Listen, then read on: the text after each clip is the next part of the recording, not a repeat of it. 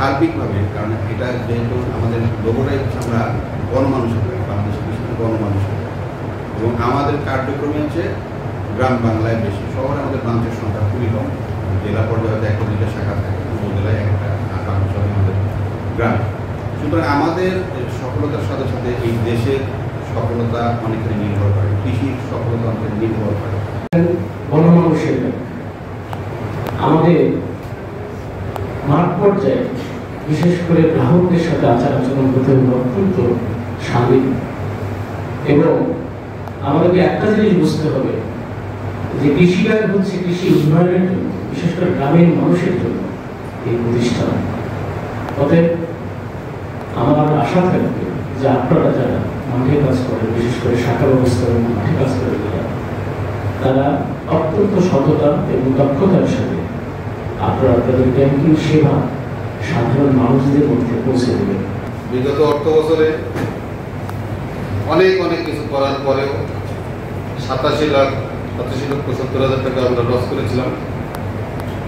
তারপরে কৃষি ব্যাংকের প্রধান কার্যালয়, বিভাগীয় কার্যালয়, বিভিন্ন দপ্তরের সুনির্দিষ্ট গাইডলাইন, কার্যকরী পদক্ষেপ গ্রহণের পরিকল্পনা, সর্বোপরি আপনাদের সেই পরিকল্পনাকে বাস্তবায়নের কাজে কঠোর পরিশ্রম করেছেন।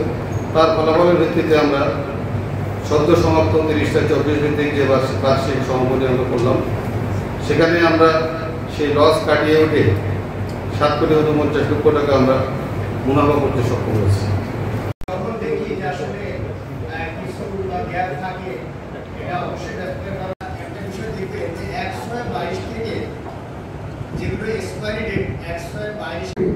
শরৎ প্রকৃতির সৌন্দর্যমণ্ডিত এই সকালবেলা সম্মানিত অতিথি, আমি দীপক কুমার দাস, মুখ্য কর্মকর্তা, বাগেরহাট শাখা।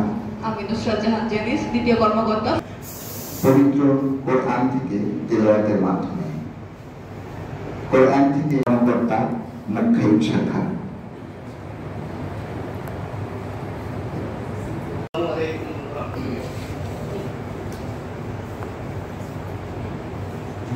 وتجل من تشاء بيدك الخير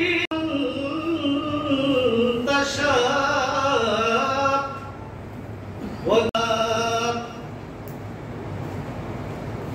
وتنزع الملك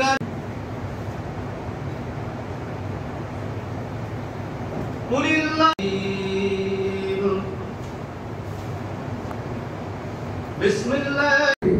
শরৎ প্রকৃতির সৌন্দর্যমণ্ডিত এই সকালবেলা সম্মানিত অতিথিবৃন্দকে জানাই